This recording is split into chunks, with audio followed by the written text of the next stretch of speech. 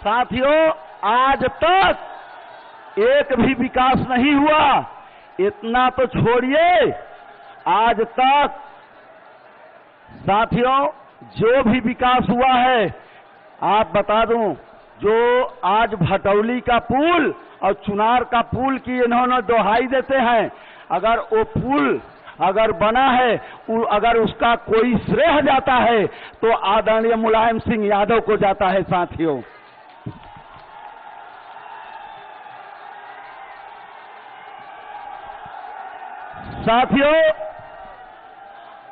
जब जब चुनाव आता है तब तब केवल घोषणा होता है। घोषणा क्या होता है? कांग्रेस के रिजिम में एक गंगा का पुल बना हुआ है और जब मन होता है तब उस पे ब्रेक लग जाता है, और ब्रेक लगता है तो होता क्या है?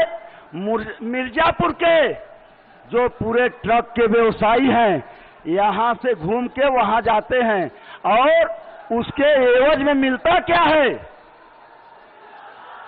साथियों, ये ऐसा होता क्यों है कि एक नहीं दो दो टोल प्लाजा से होके जाता है, और एक एक दिन जो यहाँ पे लोगों ने चारागाह समझ के रखा है, आते हैं और ये चढ़ के चल जाते हैं। कहने का मतलब एक एक दिन में 15-15, 20-20 लाख रुपया लेकर के ये ट्रक यहाँ से घुमा के वहां भेजने का काम करते हैं। साथियों, मैं आपको वादा और विश्वास दिलाता हूं, आपका स्नेह प्यार रहा तब पूरे मिर्जापुर में चाहे कोई भी टोल प्लाजा हो, यूपी 63 वाले गाड़ी को टैक्स फ्री होगा। साथियों,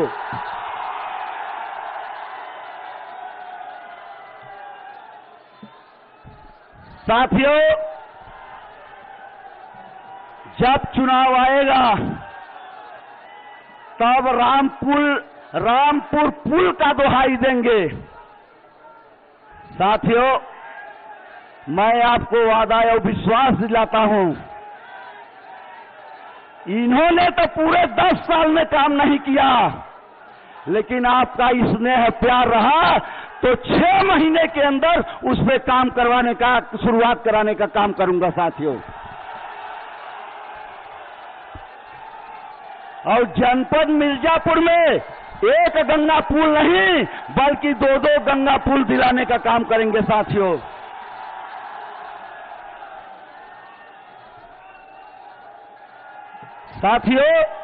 आज इन्होंने विकास की बात करते हैं, कहते हैं विकास की गंगा बहा दिया। आज जहां पर यहां पर मैं हूं, 10 साल हो गए, पीने का पानी नहीं है, जाने का रास्ता नहीं है, वहां पे बिजली नहीं है। चाहे दाती बनवा गांव देख लीजिए, चाहे मंगरदा देख लीजिए, चाहे टांडा फाल देख लीजिए, चाहे मंगरमूड़ देख लीजिए, आज तक बता दीजिए साथियों कि कहीं रास्ता है?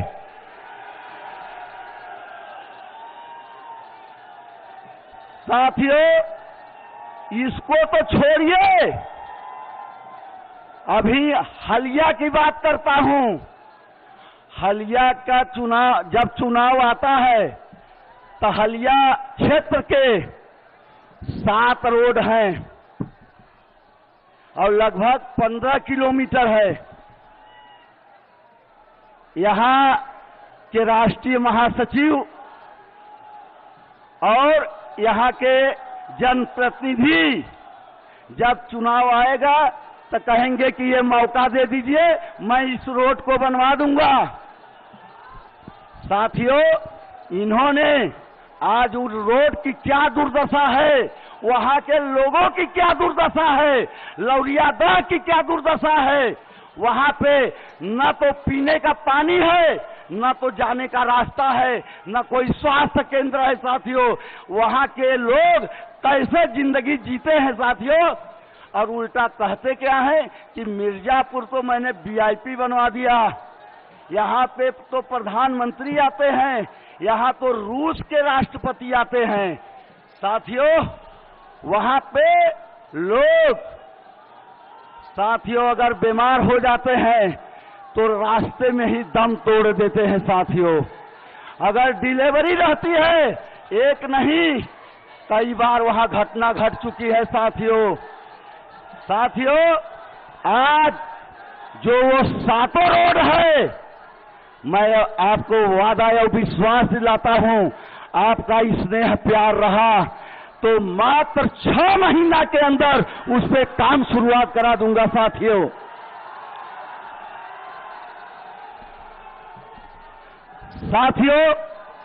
आज आप लोगों ने देखा ड्रामलगंज,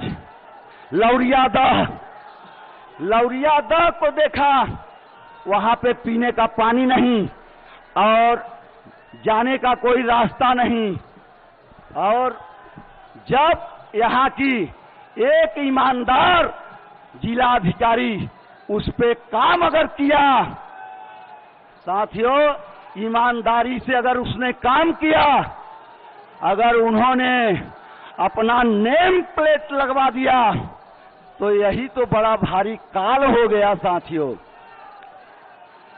कि उसका श्रेय इन अच्छे अधिकारी को कैसे मिलेगा।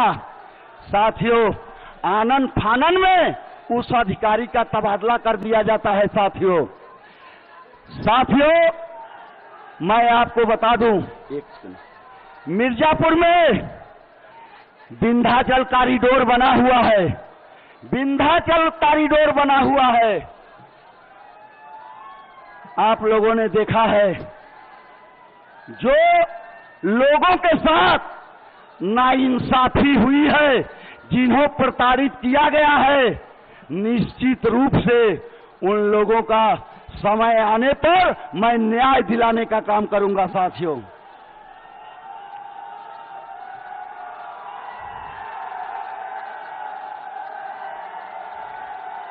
मिर्जापुर जिले में आज तक कोई इन्होंने कल कारखाना तो नहीं लगाया, लेकिन साथियों मिर्जापुर में कसरट्टी है, कसरट्टी में लोग रहते हैं और वहां काम करते हैं, और यहां सरकार के द्वारा आए दिन परेशान किया जाता है। साथियों, मौका मिला तो उस कसरट्टी को इंडस्ट्रियल घोषित करा करके मुरादाबाद के तर्ज पे उसी जगह स्टैंडर्ड का आदेश दिलाने का काम करूंगा। साथियों, आज इस मौके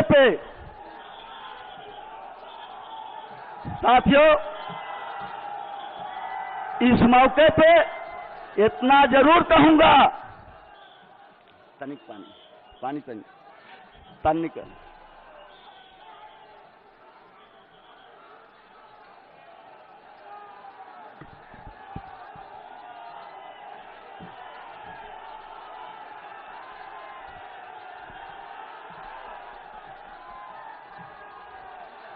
साथियों, मिर्जापुर जिले में साथियों आज देख रहे हैं, आज जिस ढंग से हत्या हो रही है और कार्यकर्ताओं को बैठाने का काम कर रहे हैं, मैं आपको आश्वस्त करना चाहता हूं, अगर मेरी बात डीएम के कान तक जाती हो तो उनको बोल दीजिएगा कि 4 तारीख को अगर किसी प्रकार का सीसी कैमरा और लाइट में अगर कहीं कमी हुई तो सोच लीजिए इसका खामियाजा बहुत बुरा होगा। साथियों,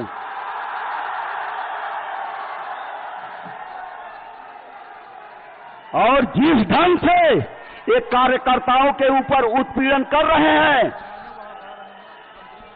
आज जो वर्तमान समय में मिनिस्टर यहाँ के हैं, जिस ढंग से जनप्रतिनिधि को हड़काने का काम कर रहे हैं और बुलडोजर से घर गिरवाने का काम कर रहे हैं।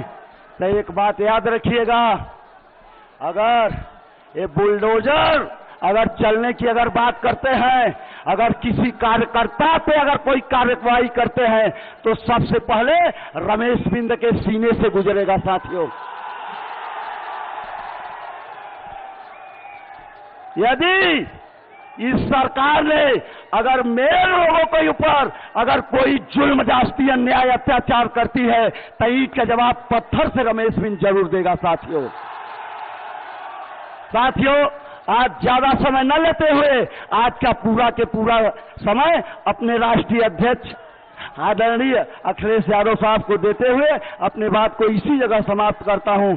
जय हिंद, जय भारत, जय समाजवाद। अब मैं आह्वान करता हूं, जिनका इंतजार लंबे समय से जन सैलाब कर रहा था, मैं आह्वान करता हूं आदरणीय अखिलेश यादव जी का कि वह इस सभा को संबोधित करें। अखिलेश यादव जिंदाबाद, समाजवादी पार्टी जिंदाबाद, जिंदाबाद, जिंदाबाद।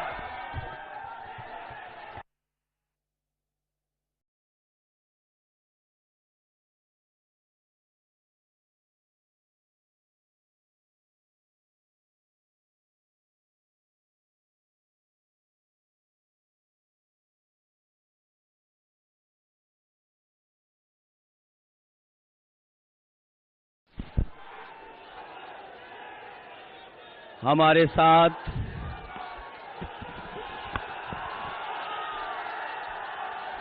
साथ मंच पर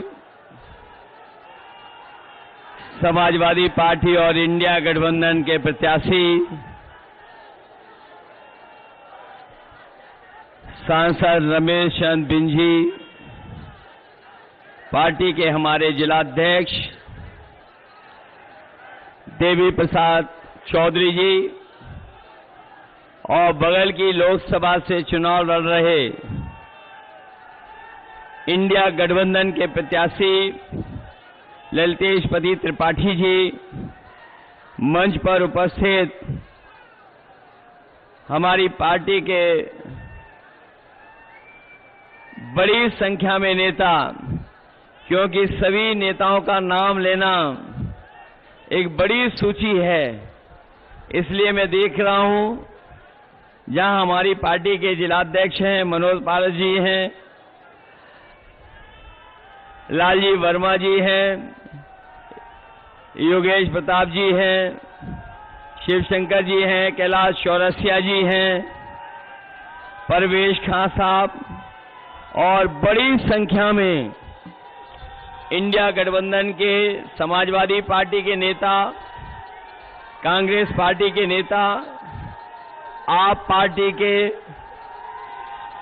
और इन सभी दलों के सभी पदाधिकारी और इस चुनावी जनसभा में उपस्थित बड़ी संख्या में हमारे सभी आदरणीय बुजुर्ग, किसान भाई, माताएं, बहनें, बड़ी संख्या में नौजवान साथी, अन्य पत्रकार बंधुओं, मैं सबसे पहले यहां पर चुनावी जनसभा में उपस्थित आप सबका बहुत बहुत धन्यवाद और आभार प्रकट करना चाहता हूं। मैं देख रहा हूं कि जहां हमारा बहुत विशाल पंडाल लगा है, वो पूरा पीछे तक हमें भरा दिखाई दे रहा है। जहां पीछे तक पंडाल भरा है, सड़क पर भी लोग दिखाई दे रहे हैं। सड़क के ऊपर जो दूसरा फ्लाईओवर हमें दिखाई दे रहा है, वहां भी समाजवादी पार्टी का लहराता हुआ झंडा दिखाई दे रहा है मुझे।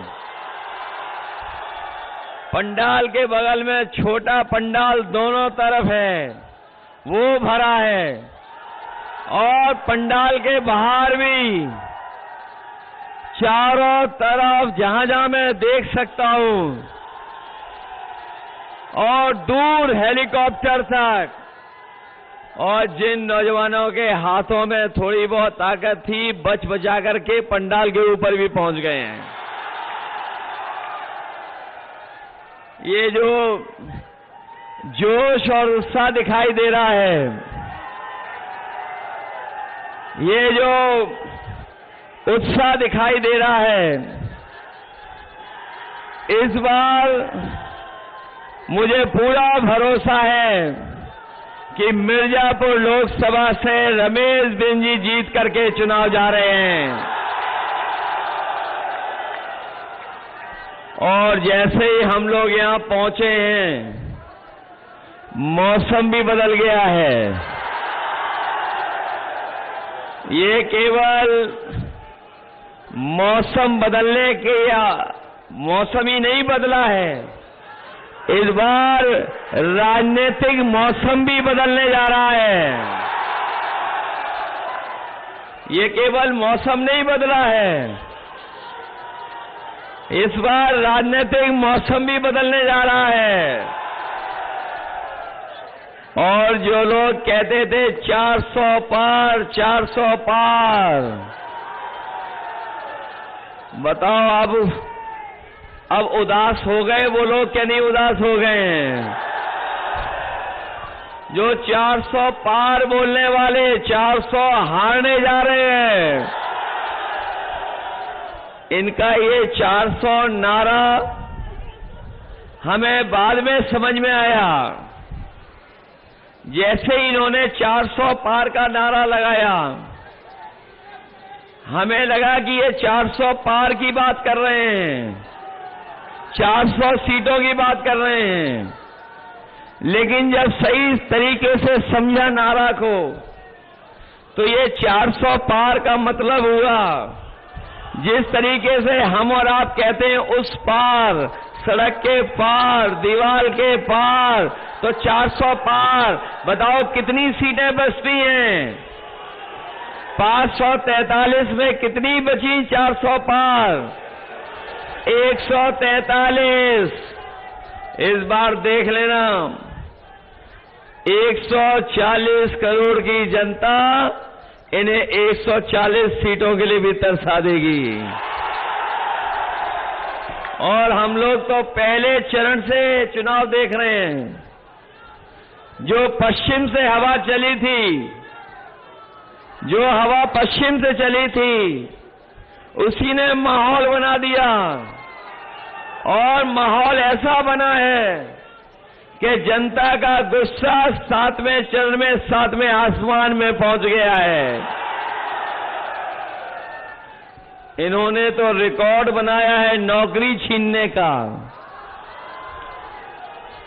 ये बात हमारे साथी मानते हो कि नहीं मानते हो?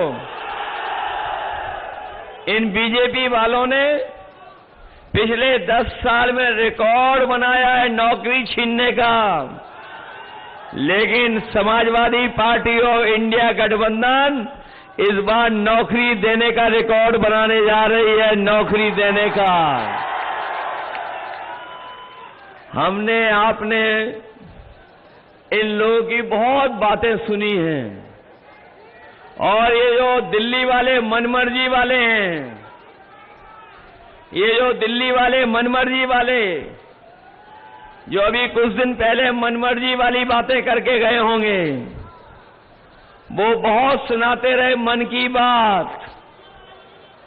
न जाने कितनी बार सुनाई है मन की बात, लेकिन अब उनकी मन की बात कोई नहीं सुनना चाहता है।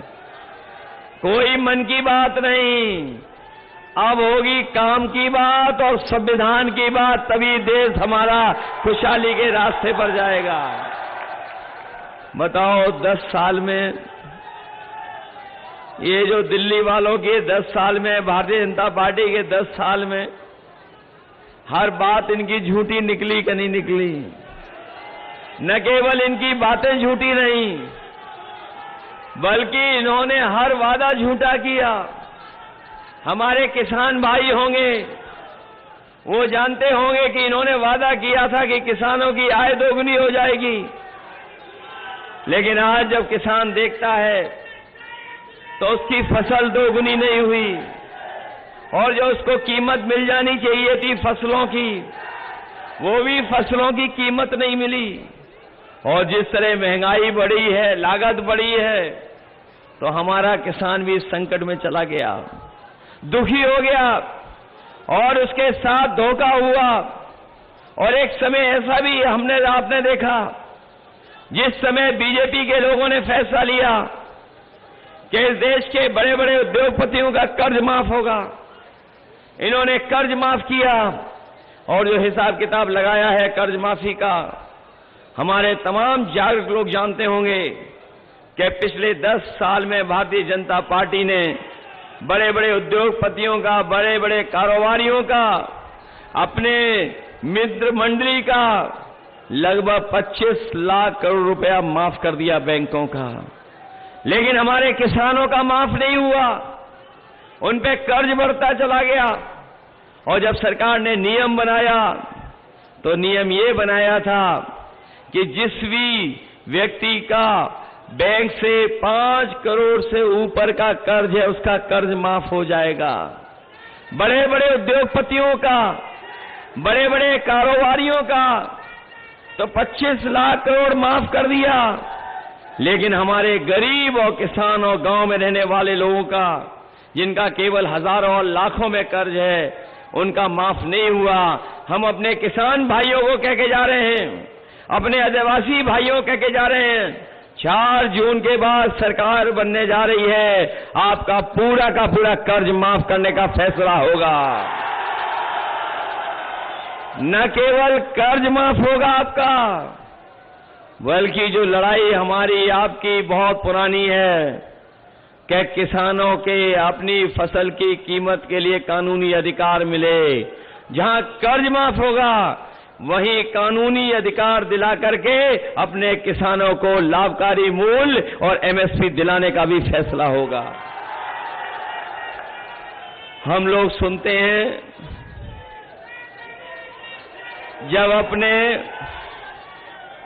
जब हम लोग अपने पड़ोसी लोकसभा के प्रधान सांसद जी का भाषण सुनते हैं, हमने भी सुना होगा, कई बार सुना होगा।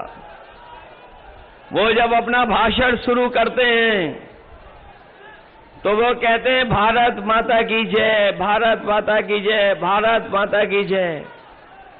लेकिन सोचो हमारे नौजवान साथियों, इसमें तमाम वो नौजवान होंगे जो फौज की नौकरी के लिए तैयारी करते थे, जो अपने खेतों पे दौड़ करके सुबह उठ करके अपना पसीना बहा करके इसलिए मेहनत करते थे, तैयारी करते थे कि एक दिन उन्हें मौका मिल जाएगा और फौज की वो पक्की वर्दी और पक्की नौकरी पा करके वो देश की सीमा की रक्षा करेंगे। लेकिन इस सरकार ने उस नौकरी को भी खत्म कर दिया और अग्निवीर जैसी व्यवस्था लाने का काम किया है। मैं तमाम अपने नौजवानों को कह के जा रहा हूं जो फौज की नौकरी के लिए पक्की वर्दी पहनना चाहते थे, पक्की नौकरी कर करके, कि आने वाले समय में न केवल फौज की नौकरी बढ़ेंगी बल्कि अपने नौजवानों को पुरानी जो भर्ती होती थी फौज की वैसी भर्ती दिला करके अग्निवीर व्यवस्था खत्म करने का काम करेंगे। अग्नि व्यवस्था स्वीकार नहीं करेंगे। न केवल अग्निवीर व्यवस्था खत्म होगी, उसके साथ साथ जो सरकारी नौकरियां 30 लाख खाली पड़ी हैं, जो इस सरकार ने नौकरियां नहीं दी, उन 30 लाख नौकरियों को आरक्षण दे करके अपने नौजवानों का भाग्य बनाने का काम करेंगे। हमारे नौजवान जानते होंगे इस सरकार में जो भी नौकरी निकली सबके पेपर लीक हो गए। बताओ पेपर लीक हुए कि नहीं हुए?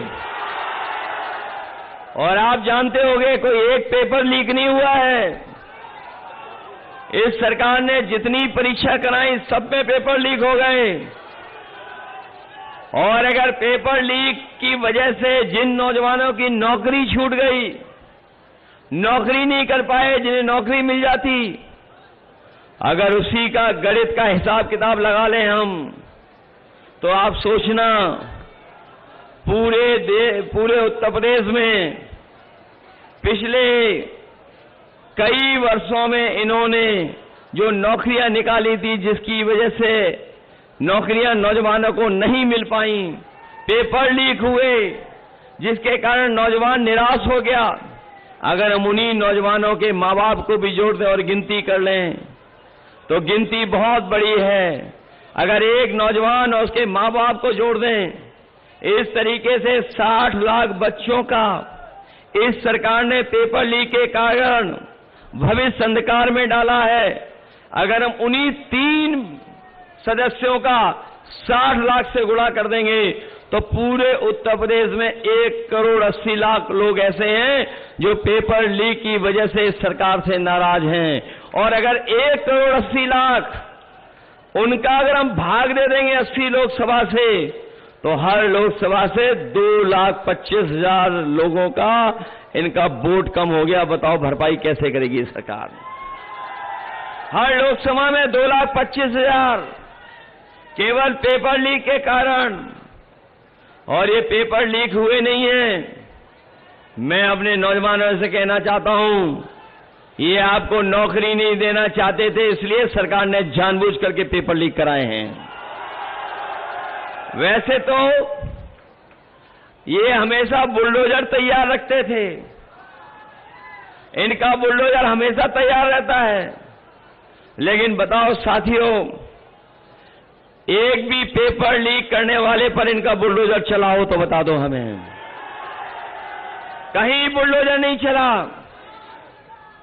और न केवल इन्होंने नौकरियों में धोखा दिया, बल्कि हमारे साथी जानते होंगे, इन्होंने सरकार में बैठ करके खाद की बोरी से भी चोरी कर ली। पहले 5 किलो खाद की चोरी की, फिर 5 किलो चोरी कर ली। बताओ हमारे किसान भाइयों, खाद की बोरी से चोरी हुई है कि नहीं हुई है? और पिछले 10 साल में 10 किलो की चोरी हुई कि नहीं हुई? और ये चोरी वाली बात कभी कभी मैं सोचता थी कहां से सीख करके आए हैं। मुझे बाद में पता लगा ये बोरी की चोरी पार्ले जी बिस्किट पैकेट से सीखे हैं। जिन लोगों ने पहले पार्ले जी का बिस्किट पैकेट खरीदा होगा तो इतना बड़ा खरीदा होगा, और जैसे जैसे महंगाई हुई बढ़ी और उन्होंने मुनाफा कमाना शुरू किया, तो बताओ आज पैकेट कितना बड़ा मिल रहा है? बताओ छोटा पैकेट हो गया कि नहीं हो गया? 5 बिस्किट का पैकेट हो गया कि नहीं हो गया? याद रखना, जिस तरीके से इन्होंने खाद की बोरी की चोरी की है, ये सरकार में बने रहे तो आपके बिस्किट पैकेट का जो 5 बिस्किट था 4 गायब हो जाएंगे, 1 बिस्किट का पैकेट मिलेगा आपको। इसलिए सावधान हो कि नहीं हो। न केवल इन्होंने महंगाई बढ़ाई खाद की बोरी की चोरी करके, बल्कि बताओ हर जरूरत की चीज महंगी हो गई कि नहीं है? आपका डीजल पेट्रोल महंगा हो गया, और जो वो सिलेंडर मिला था खाना खाने के बनाने के लिए, बताओ आज गैस का सिलेंडर कितना महंगा हो गया। अब तो कोई इस्तेमाल भी नहीं कर रहा है। सुनने में आ रहा है कोई गैस सिलेंडर भरवाने भी नहीं जा रहा है। और आपकी जो मोटरसाइकिल थी बताओ कितनी महंगी हो गई। पहले कितने रुपए की आती थी, आज कितने की आ रही है? आपकी दवाइयां महंगी हो गई कि नहीं हो गई? पहले बुखार ठीक हो जाता था 500 mg की गोली खाने में, लेकिन अब बीजेपी की सरकार में जाओगे डॉक्टर के पास तो आपको 650 mg की डोलो की गोली देगा, और उस गोली खाने के बाद भी बुखार नहीं ठीक हो रहा है। बताओ दवाइयां महंगी हो गई कि नहीं हो गई? और न केवल दवाई महंगी हुई है, बल्कि इन्होंने इलेक्टोरल बॉन्ड लेकर के बताओ भ्रष्टाचार किया कि नहीं किया? और जब कोई इलेक्टोरल बॉन्ड के बारे में पूछता है तो भारतीय जनता पार्टी का बैंड बज जाता है, उनकी पोल खुल गई कि नहीं खुल गई? कोई सोचता था कि हजारों करोड़ का चंदा मिलेगा? चंदा तो हजारों में, लाखों में दिया जाता है। कोई 1000 करोड़ में नहीं देता, 500 करोड़ नहीं देता कोई। लेकिन इलेक्टोरल बॉन्ड के नाम पर इन्होंने बहुतों से पैसा लूटने का काम किया है। शायद आजादी के बाद किसी राजनीतिक दल ने ऐसा भ्रष्टाचार नहीं किया होगा जैसा भारतीय जनता पार्टी ने किया है। बताओ, इन्होंने लूटा कि नहीं लूटा? और आपकी जो 100 नंबर की गाड़ी चलती थी पुलिस के लिए, बताइए वो खराब कर दी ने कर दी? न केवल खराब हो गई है, बल्कि जब से 100 से 112 नंबर किया है, अपने पुलिस के भाइयों ने भी रेट बढ़ा दिया कि नहीं बढ़ा दिया? भ्रष्टाचार बढ़ा कि नहीं बढ़ा? और ये जो बड़े बड़े मेडिकल कॉलेज भी बनाए हैं, क्या उसमें इलाज हो पा रहा है किसी का? ये अब आपके पड़ोसी सांसद, आपके पड़ोस के सांसद जी, जो प्रधान सांसद जी, उन्होंने जो गांव लिया था गोद, बताओ किसी को याद है कौन सा गांव गोद लिया था? सब भूल गए कि नहीं भूल गए? यहां के लोगों ने भी गोद लिया होगा कोई गांव। बताओ क्या हालत है? बताओ, देश के प्रधानमंत्री जी ने कसम खा करके मां गंगा को साफ करने का फैसला लिया था। बताओ, मां गंगा साफ हो गई क्या?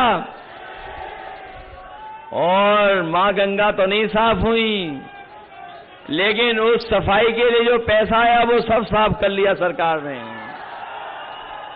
और यहां तो अलग तरह का भ्रष्टाचार चल रहा है। सुना है यहां तो अलग तरह का भ्रष्टाचार चल रहा है कि रास्ता बदल करके जाना पड़ रहा है। और रास्ता इसलिए बदल करके जाना पड़ रहा है क्योंकि कुछ लोग वसूलना चाहते हैं, कुछ लोग पैसा वसूल रहे हैं। बताओ, पैसा वसूली चल रही कि नहीं चल रही मिर्जापुर में? मैं देख रहा हूं कि जो लोग अच्छे दिन लाना चाहते थे वो अच्छे दिन तो आए नहीं। लेकिन एक बात हम लोग जानते हैं कि 4 जून को जब भारतीय जनता पार्टी हारेगी तो सुनहरे दिन आएंगे, लेकिन खुशियों के दिन भी आएंगे। बताओ, खुशियों के दिन लाना चाहते हो कि नहीं लाना चाहते हो? और अब तो परेशानी और जो संकट के दिन हैं, ये दुख दर्द के दिन और संकट के दिन खत्म होने वाले हैं कि नहीं खत्म होने वाले हैं? अरे मिर्जापुर में तो मैंने सोचा था कि बहुत विकास हो गया होगा। बताओ, 10 साल से कितने नौजवानों को नौकरी मिली है? बताओ हमें नौजवान साथियों, कितनों को रोजगार दे दिया?